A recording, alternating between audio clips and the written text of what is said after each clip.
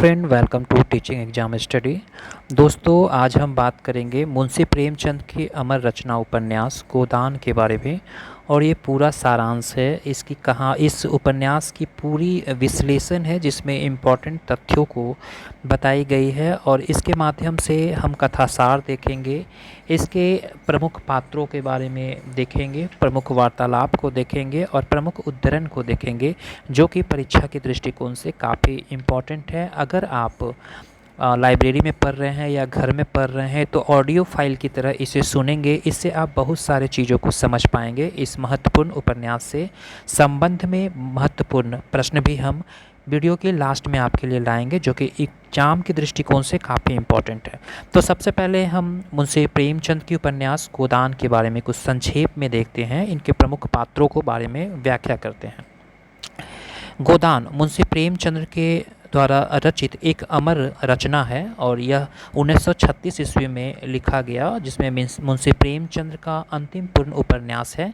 इस हिंदी के महानतम उपन्यासों में गिना जाता है और इसमें प्रेमचंद ने किसी एक समस्या को उठाने के बजाय तत्कालीन भारतीय समाज की लगभग हर समस्या को एक साथ उठाया है। यही कारण है कि गोदान को भारतीय जीवन का महाकाव्य की श्रेणी में भी रखा गया है।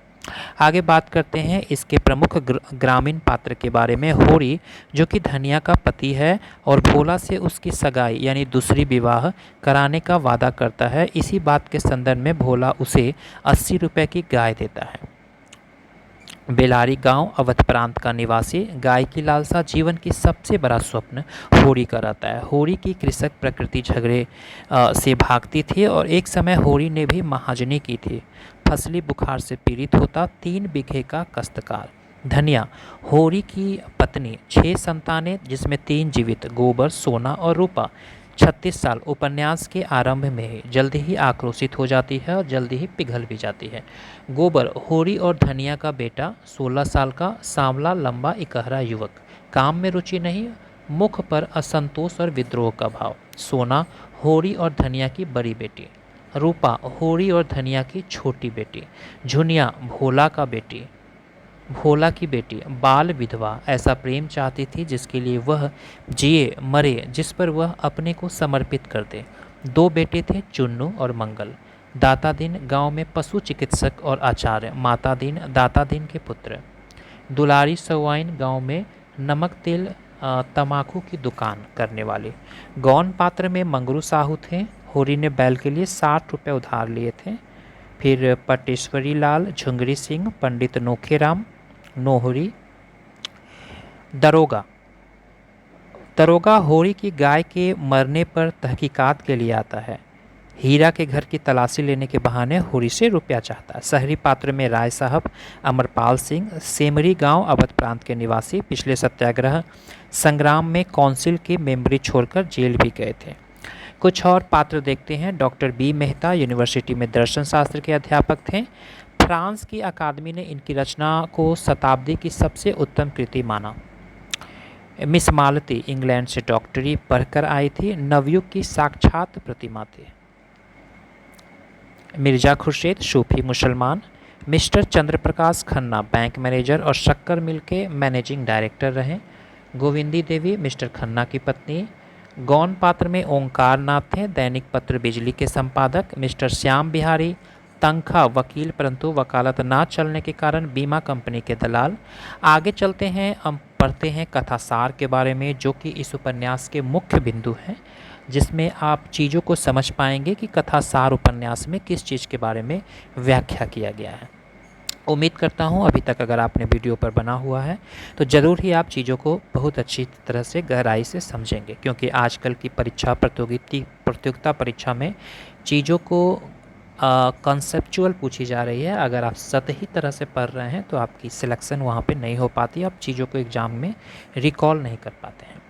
तो कथासार में देखते हैं कि भोला की गाय देखकर होरी के मन में भी गाय की लालसा उत्पन्न होती है। वह विधुर भोला का विवाह करवाने का वादा देकर 80 रुपये का गाय उधार देने की जुगत कर देता है। जब भोला अपने पास भूसे की कमी की बात करता है तब होरी अभाव में पड़े आदमी से गाय ले लेने को उचित ना मानकर मना कर देता है, पर उसे भूसा देने का वादा करता है।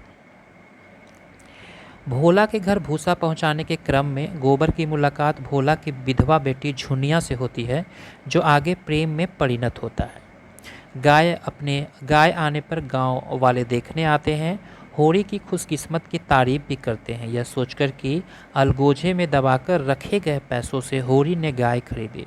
उसके दोनों भाई हीरा और शोभा गाय देखने नहीं आते हैं।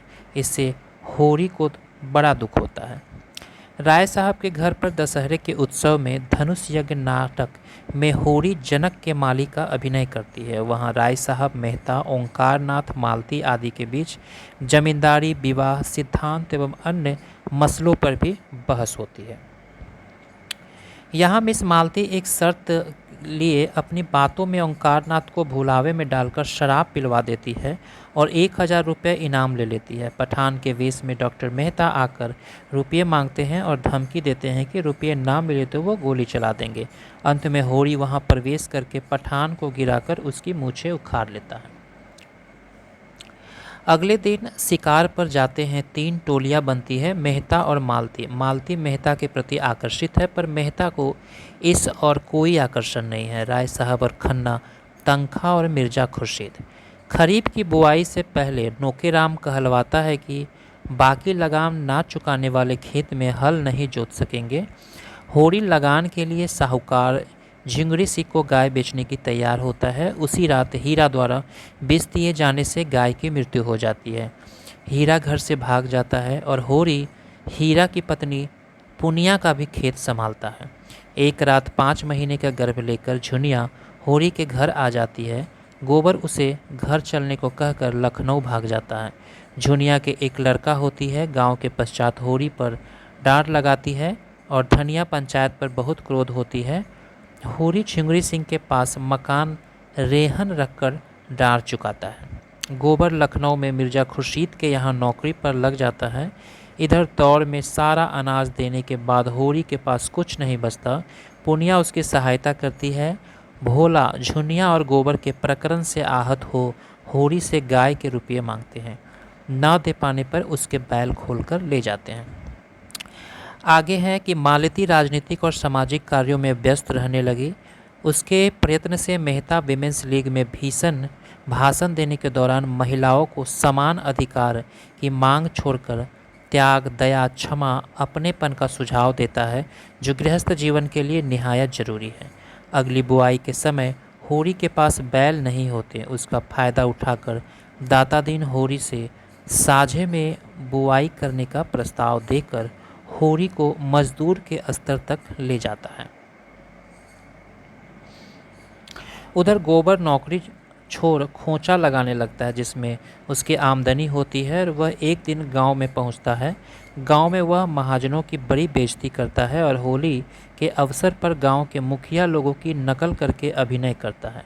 फलस्वरूप सभी महाजन गोबर पर क्रोधित होते हैं। वह भोला को मनाकर उससे अपने बैल ले जाते हैं। वापसी में वह झुनिया को शहर ले जाना चाहता है। इस प्रसंग में धनिया से झगड़ा हो जाता है। माँ के पांव में सिर ना झुकाकर बिल्कुल उद्दंड और स्वार्थी बन बाल बच्चों को लेकर शहर चला जाता है। राय साहब की कई समस्याएं थी। कन्या का विवाह करता था, अदालत में संपत्ति का मुकदमा लड़ना और सिर पर चुनाव भी थे। पैसों की कमी थी, इसीलिए वे तंखा के पास उधार मांगने के लिए जाते थे। सिलिया मातादीन के अनाज के ढेर में दुलारी सवाइन को उधार चुकाने के लिए कुछ अनाज दे देती, जो मातादीन उसे भला बुरा कहता। सिलिया के बाप हरखू के कहने पर उसके साथी मातादीन के मुंह पर हड्डी डालकर उसे जाति भ्रष्ट कर देता है। धनिया सिलिया को अपने घर पर रख लेती है।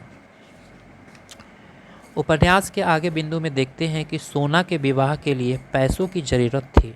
सोना को मालूम हुआ कि पिता विवाह के लिए दुलारी से 200 रुपये लाएंगे। इस पर सोना सिलिया को भावी पति मथुरा के पास भेजती है। ससुराल वाले बिना दहेज के बहू लेने को तैयार हो गए, लेकिन धनिया अपनी मर्यादा बचाने के लिए दहेज देना चाहती है।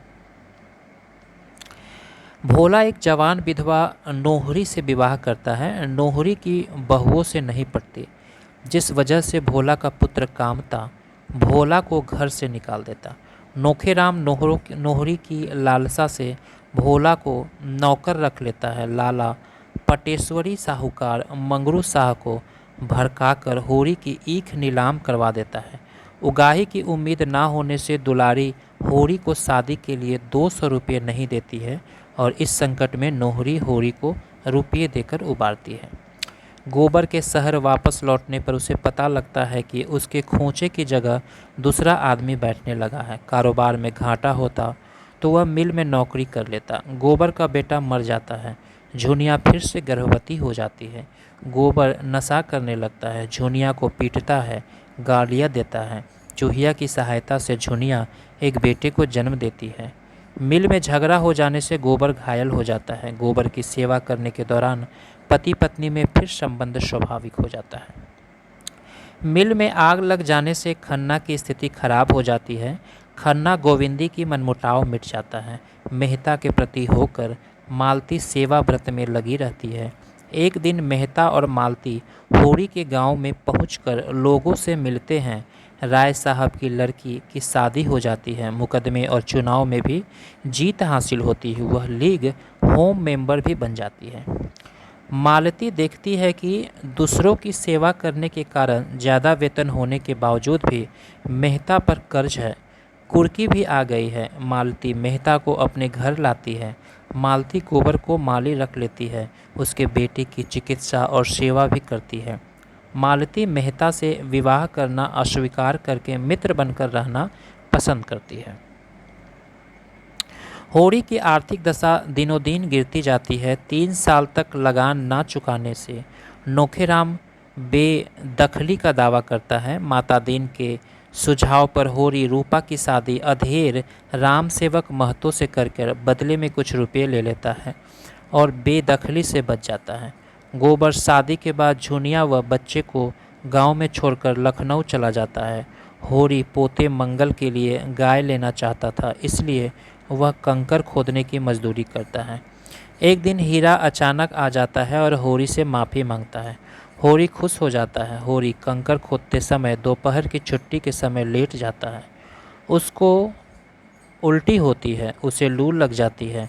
होरी को उठाकर घर लाया जाता है। होरी की मृत्यु सैया पर जानकर सब धनिया से उसका गोदान करने को कहते हैं। धनिया सुतली बेचकर इकट्ठा किए गए 20 पैसे होरी के हाथ में रखकर दाता दीन से कहती है, महाराज, घर में न गाय है, न बछिया, न पैसा। यही पैसे हैं, यही है इनका गोदान। और पछाड़ खाकर गिर जाती है।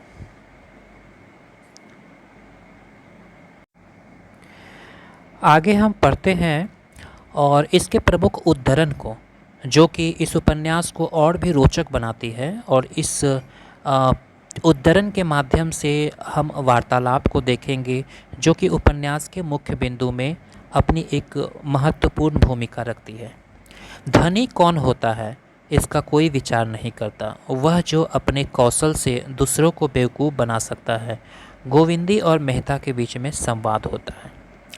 जब दूसरे के पांवों तले अपनी गर्दन दबी हुई हो तो उन पांवों को सहलाने में ही कुशल है, होरी धनिया से कहती है। आगे राय साहब और होरी के बीच में कुछ संवाद होती है। विपन्नता के इस अथाह सागर में सुहाग ही वह तृण था जिसे पकड़े हुए वह सागर को पार कर रही थी। दरिद्रता में एक प्रकार की अदूरदर्शिता होता है, वह निर्लजता के तकाजे, गाली और मार से भी भयभीत नहीं होता। उसने उसे प्रोत्साहित किया। बरसों से जो साध मन को आंदोलित कर रहा था, आशा में कितनी सुधा है। किसान पक्का स्वार्थी होता है, इसमें संदेह नहीं है। इसकी गांठ से रिश्वत के पैसे बड़ी मुश्किल से निकलते हैं। भाव ताव में वह चौकस होता है और ब्याज की एक एक पाई छुड़ाने के लिए वह महाजन की घंटों चिरौरी करता है।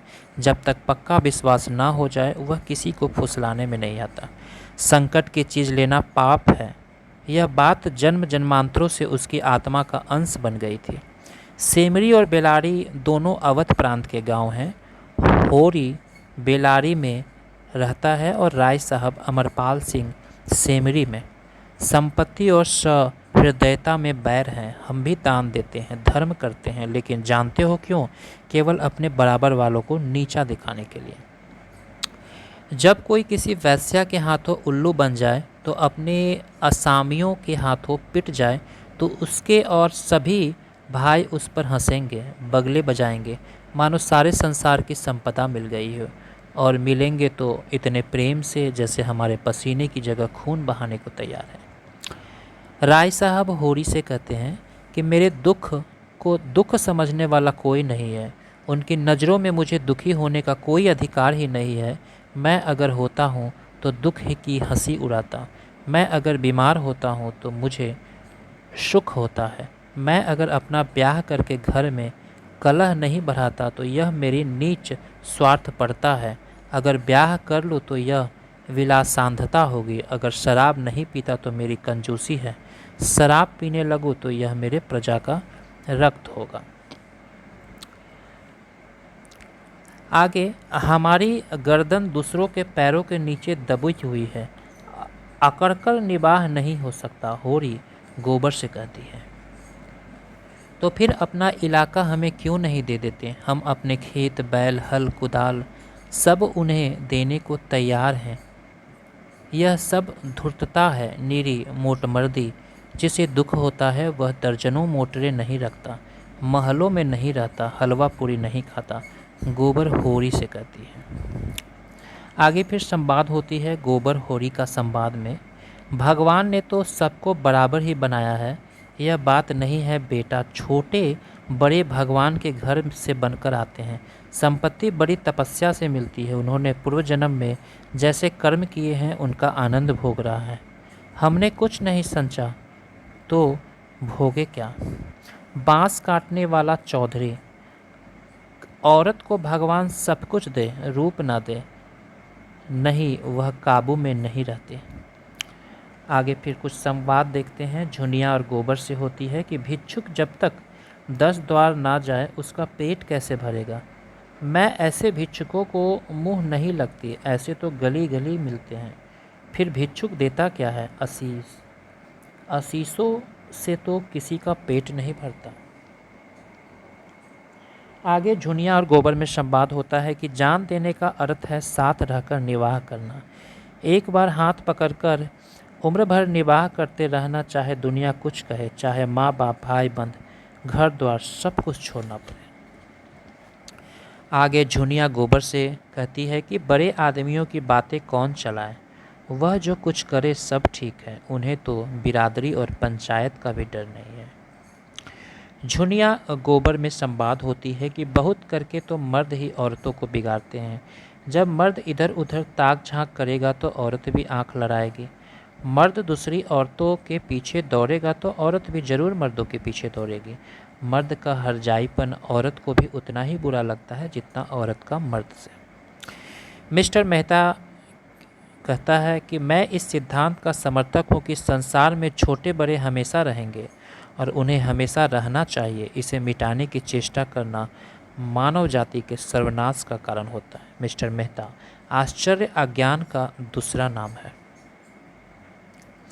आगे फिर संपादक पंडित ओंकार नाथ का कथन है कि लिखते तो वह लोग हैं जिनके अंदर कुछ दर्द है, अनुराग है, लगन है, जिन्होंने धन और भोग विलास को जीवन का लक्ष्य बना लिया हो, वह क्या लिखेंगे। मिस्टर मेहता का संवाद है कि मेरे लिए धन केवल उन सुविधाओं का नाम है जिसमें अपना जीवन सार्थक कर सकूं।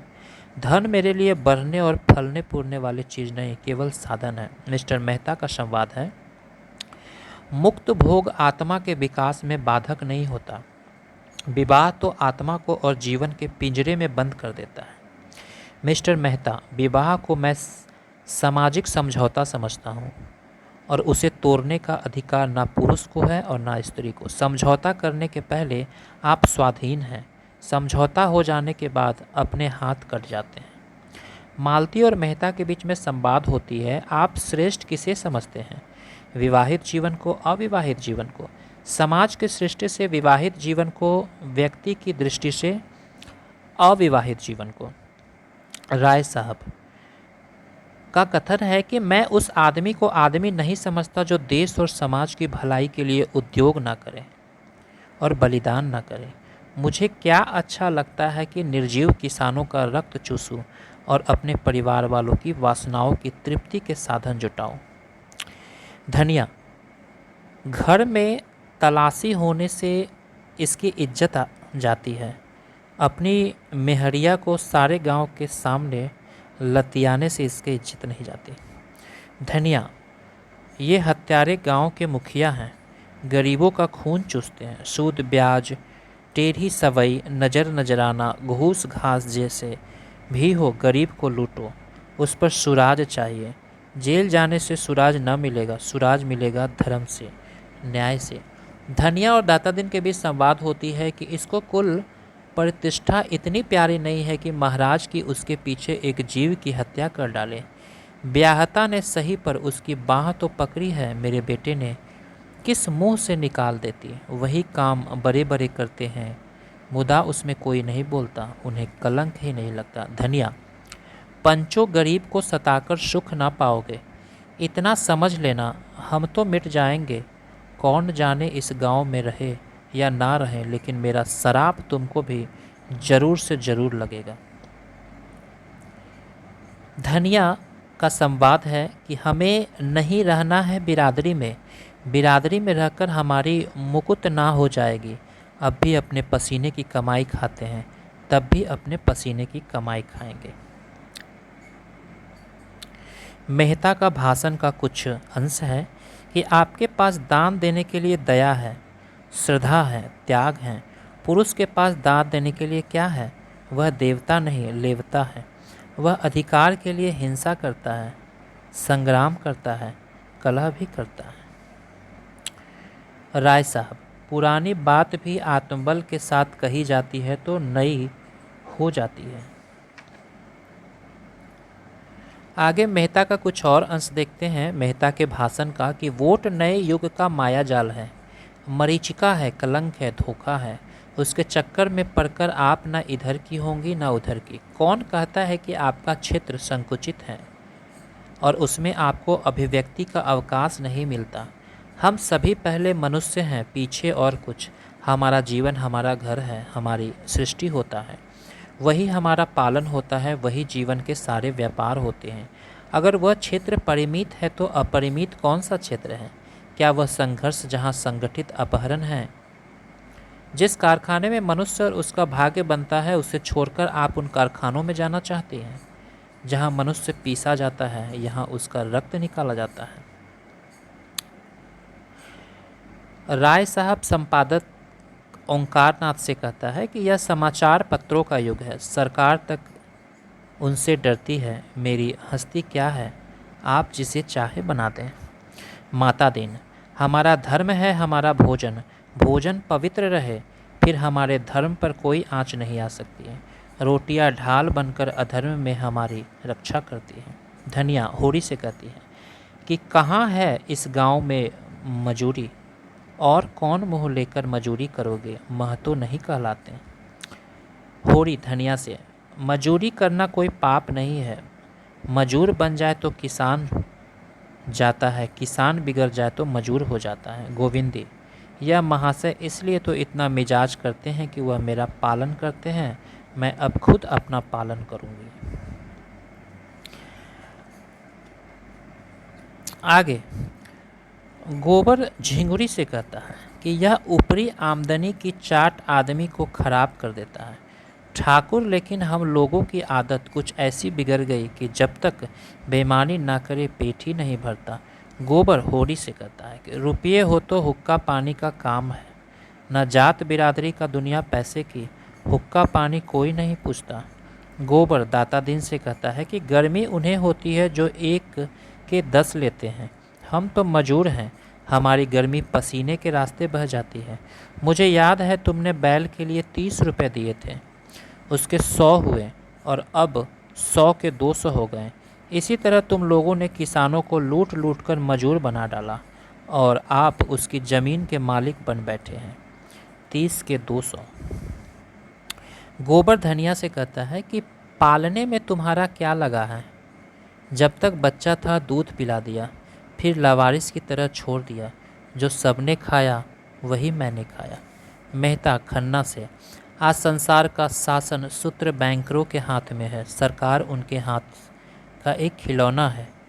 जब धन की ज़रूरत से ज़्यादा हो जाता है तो अपने लिए निकास का मार्ग खोजना है।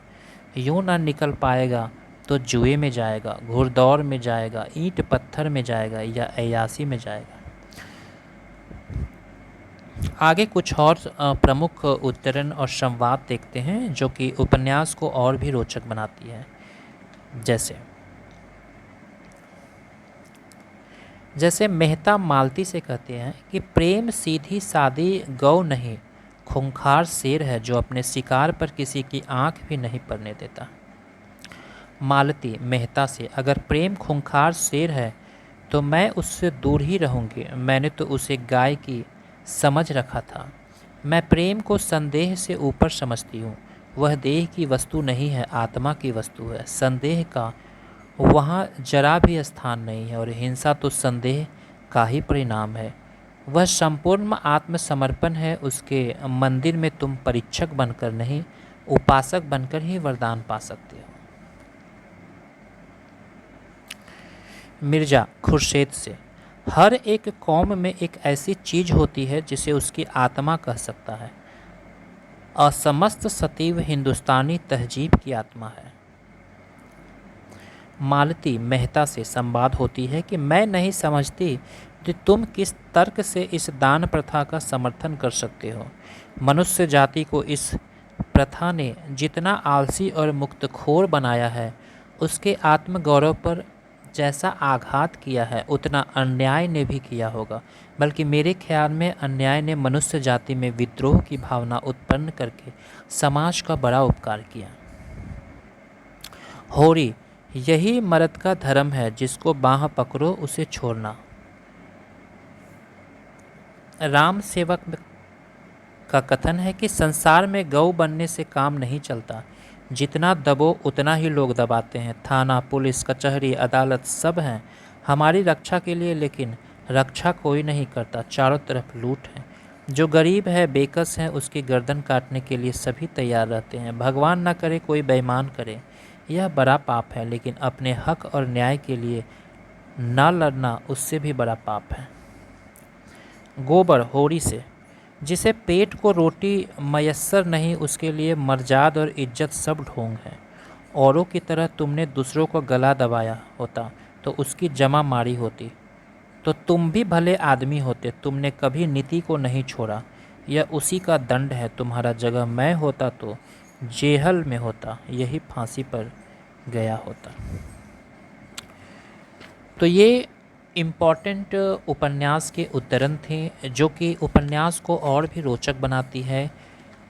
दो लोगों के बीच में संवाद, प्रमुख उद्धरण इसकी महत्ता को बताती है। तो ये मुंशी प्रेमचंद्र की इम्पॉर्टेंट रचना थी। अब आगे हम डिस्कस करेंगे इससे संबंधित कुछ इम्पॉर्टेंट वन लाइनर प्रश्न जो कि एग्ज़ाम के लिए काफ़ी इम्पॉर्टेंट है।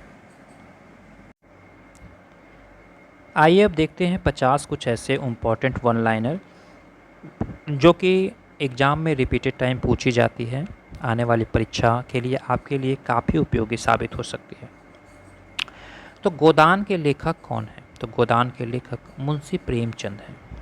गोदान उपन्यास का प्रकाशन वर्ष क्या है? तो गोदान उपन्यास का प्रकाशन वर्ष 1936 ईस्वी में मुंशी प्रेमचंद के द्वारा लिखी एक अमर उपन्यास है।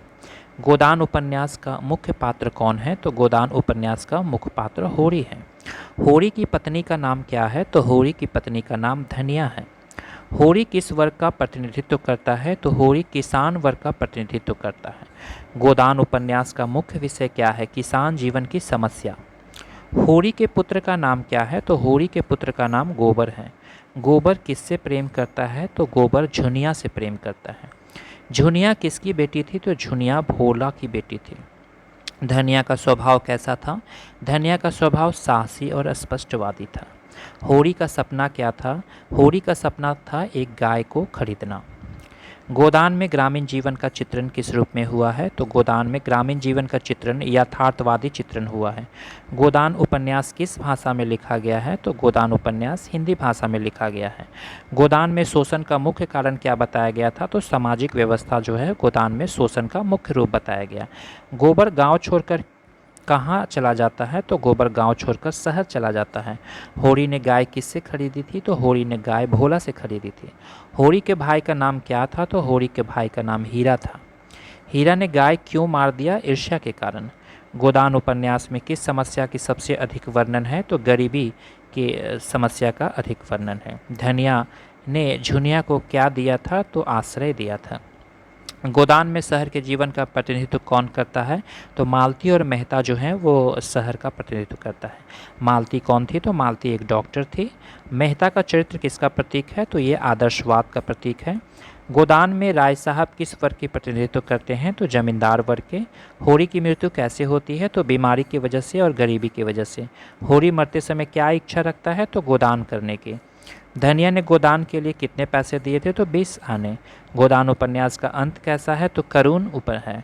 गोदान में भारतीय समाज की कौन सी कुरीतियाँ दिखाई दी गई है? तो जातिवाद और शोषण की कुरीतियाँ को दिखाई गई है। झुनिया का संबंध किस जाति से था? तो ग्वाला जाति से था। गोबर का स्वभाव कैसा था? तो विद्रोही स्वभाव था। धनिया का चरित्र किसका प्रतीक है? तो नारी शक्ति का प्रतीक है। गोदान में पंडित दाता दीन कौन थे? तो पुरोहित थे। माता दीन किसका पुत्र था? तो दाता दीन का पुत्र था।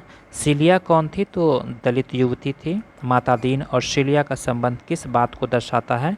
तो सामाजिक पाखंड के बात को दर्शाता है। गोदान उपन्यास किस साहित्यिक धारा का उपन्यास है? तो यथार्थवादी धारा का उपन्यास है। मुंशी प्रेमचंद को किस उपन्यास से जाना जाता है? तो उपन्यास सम्राट के रूप में जाना जाता है। गोदान में किसान की सबसे बड़ी समस्या क्या थी? तो कर्ज की समस्या थी। होरी का चरित्र किसका प्रतीक है? तो भारतीय किसान का प्रतीक है। गोदान में स्त्री चेतना का प्रतिनिधित्व कौन करता है? तो धनिया। गोदान में मजदूर वर्ग का प्रतिनिधित्व कौन करता है? सिलिया। गोदान का अंग्रेजी अनुवाद किस नाम से प्रसिद्ध है? The Gift of a Cow. Godaan में सामाजिक अन्याय का विरोध कौन करता है? धनिया। गोबर शहर में क्या काम करता था? तो मजदूरी का काम करता था। झुनिया को घर से रखने का विरोध किसने किया था? तो समाज ने। गोदान उपन्यास में धर्म के नाम पर क्या दिखाया गया? पाखंड दिखाया गया। गोदान का सबसे प्रभावशाली महिला पात्र धनिया थी।